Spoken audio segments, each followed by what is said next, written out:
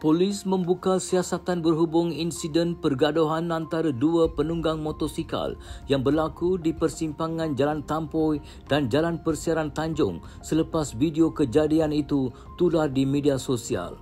Ketua Polis Daerah Johor Bahru Utara, ACP Balwir Singh Mahinder Singh berkata, mangsa berusia 29 tahun telah membuat laporan polis pada jam 4.29 petang tadi mendakwa dipukul beberapa kali di bahagian kepala oleh seorang lelaki tidak dikenali.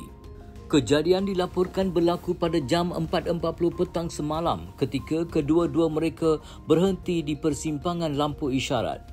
Rakaman berdurasi 23 saat itu menunjukkan suspek memarahi mangsa sebelum memukulnya 6 kali di kepala dan beredar sebaik lampu bertukar hijau. Kes disiasat mengikut Seksyen 323 Kanun Keseksaan kerana dengan sengaja menyebabkan kecederaan. Orang ramai yang mempunyai maklumat diminta menghubungi IPD Johor Bahru Utara di talian 07-556-3122.